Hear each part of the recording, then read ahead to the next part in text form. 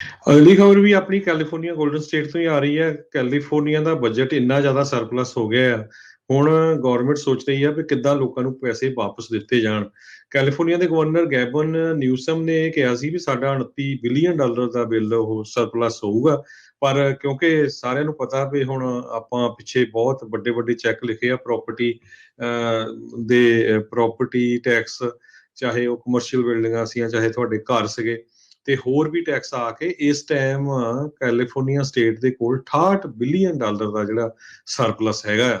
ਸੋ ਉਹਨੂੰ ਦੇਖਦੇ ਹੋਏ ਹੁਣ ਉਹ ਕਹਿ ਰਹੇ ਆ ਵੀ ਆਪਾਂ ਹਰ ਇੱਕ ਬੰਦੇ ਨੂੰ $200 ਜਿਹੜਾ ਆ ਉਹ ਵਾਪਸ ਭੇਜਾਂਗੇ, ਬੈਟਰ ਫॉर ਫੈਮਲੀਜ਼ ਰੀਵੇਟ ਦੇ ਅੰਡਰ। ਉਹਦੇ ਵਿੱਚ ਜੇ ਇੱਕ ਜਣੇ ਦੀ ਇਨਕਮ 1,25,000 ਤੋਂ ਥੱਲੇ ਆ ਜਾਂ ਦੋ ਜਣਿਆਂ ਦੀ 2.5 ਲੱਖ ਤੋਂ ਥੱਲੇ ਆ ਤੇ ਉਹਨਾਂ ਨੂੰ ਪਰ ਪਰਸਨ $200 ਮਿਲੂਗਾ।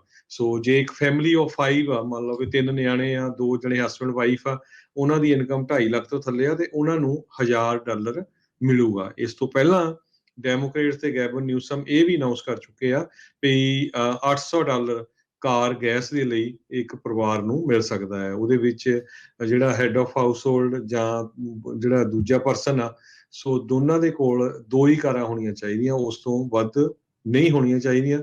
ਫਿਰ ਉਹਨਾਂ ਨੂੰ ਜਿਹੜੀ ਇਹ ਰੀਵੇਟ ਆ ਉਹ ਮਿਲ ਸਕਦੀ ਹੈਗੀ ਆ। ਜੀ, 2 ਕਾਰਾਂ ਦਾ ਮੈਕਸੀਮਮ ਮਿਲੂਗਾ। ਕਾਰਾਂ ਜਿੰਨੀਆਂ ਮਰਜ਼ੀ ਤੁਹਾਡੇ ਕੋਲ ਜਿਹੜੀਆਂ ਉਹ ਹੋ ਸਕਦੀਆਂ ਆ, ਉਹਦੀ ਕੋਈ ਬੰਦਿਸ਼ ਜਿਹੜੀ ਇਸ 'ਚ ਨਹੀਂ ਆ। ਸੋ $68 ਬਿਲੀਅਨ ਦਾ ਜਿਹੜਾ ਸਰਪਲਸ ਇਸ ਟਾਈਮ ਕੈਲੀਫੋਰਨੀਆ ਦੇ ਵਿੱਚ ਚੱਲ ਰਿਹਾ ਹੈਗਾ ਆ।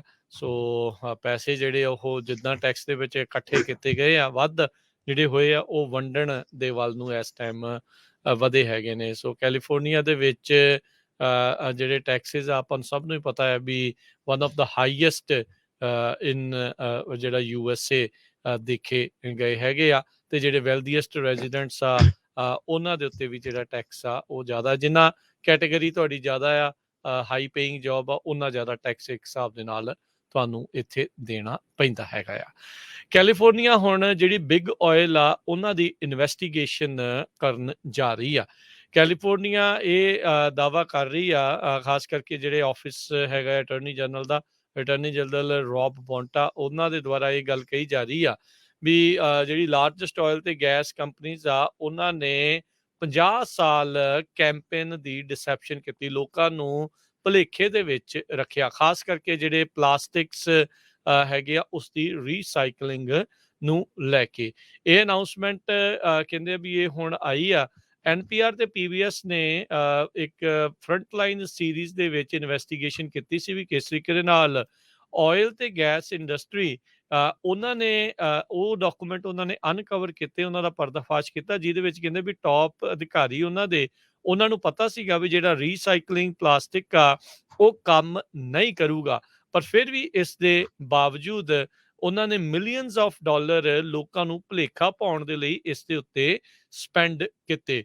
1980 ਦੇ ਵਿੱਚ ਕਹਿੰਦੇ ਵੀ ਇਸ ਇੰਡਸਟਰੀ ਦੇ ਦੁਆਰਾ ਜਿਹੜੀਆਂ ਦਰਜਨਾਂ ਹੀ ਐਡਸ ਉਹ ਰਨ ਕੀਤੀਆਂ ਗਈਆਂ, ਨਾਨ ਪ੍ਰੋਫਿਟਸ ਕੈਂਪੇਨਸ ਜਿਹੜੇ ਆ ਉਹ ਰਨ ਕੀਤੇ ਗਏ ਰੀਸਾਈਕਲਿੰਗ ਪਲਾਸਟਿਕ ਉਸ ਦੇ ਬੈਨੀਫਿਟ ਨੂੰ ਲੈ ਕੇ, ਜਦ ਕਿ ਕਹਿੰਦੇ ਵੀ ਇਹਨਾਂ ਨੂੰ ਇਹ ਪਤਾ ਸੀਗਾ ਵੀ ਇਦਾਂ ਕਰਨ ਦੇ ਨਾਲ ਤਾਂ ਵੀ ਕੋਈ ਫਰਕ ਜਿਹੜਾ ਉਹ ਨਹੀਂ ਪਊਗਾ।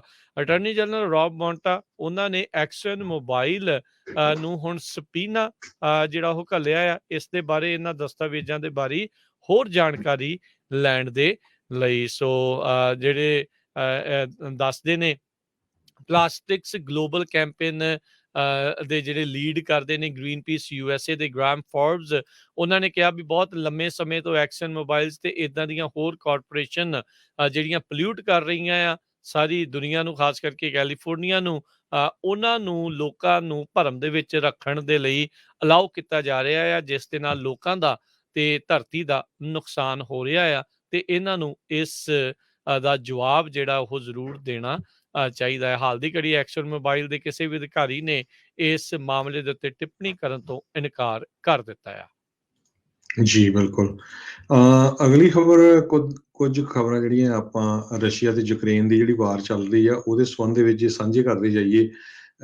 ਕਹਿੰਦੇ ਪਈ ਪ੍ਰੈਜ਼ੀਡੈਂਟ ਬਾਈਡਨ ਹੋਣਾ ਨੇ $33 ਬਿਲੀਅਨ ਜਿਹੜੇ ਪੈਸੇ ਆ ਉਹ ਯੂਕਰੇਨ ਨੂੰ ਦੇਣੇ ਹੈਗੇ ਆ, ਕਿਉਂਕਿ ਉੱਥੇ ਦਾ ਪ੍ਰੈਜ਼ੀਡੈਂਟ ਜ਼ੈਲੈਂਸਕੀ ਇਸ ਸਪੋਰਟ ਦੀ ਮੰਗ ਕਰ ਰਿਹਾ ਹੈਗਾ। ਇਸ ਫੰਡਿੰਗ ਦੇ ਵਿੱਚ $20 ਬਿਲੀਅਨ ਵੈਪਨਸ ਦੇ ਲਈ, ਐਮੂਨੀਸ਼ਨ ਦੇ ਲਈ ਤੇ ਹੋਰ ਮਿਲਟਰੀ ਅਸਿਸਟੈਂਸ ਦੇ ਲਈ ਜਾਊਗਾ। $8.5 ਬਿਲੀਅਨ ਡਾਇਰੈਕਟ ਇਕਨੋਮਿਕ ਅਸਿਸਟੈਂਸ ਜਿਹੜੀ ਯੂਕਰੇਨ ਦੀ ਗਵਰਨਮੈਂਟ ਨੂੰ, ਤੇ $3 ਬਿਲੀਅਨ ਜਿਹੜੀ ਆ ਹਿਊਮਨਟੇਰੀਅਨ ਏਡ ਜਾਊਗੀ। ਸੋ ਇਹ ਬਿੱਲ ਆਲਰੇਡੀ ਪ੍ਰੈਜ਼ੀਡੈਂਟ ਜੋ ਬਾਈਡਨ ਹੋਣਾ ਨੇ ਆਪਣੀ ਟੀਮ ਦੇ ਨਾਲ ਡਿਸਕਸ ਕਰ ਲਿਆ ਹੈਗਾ।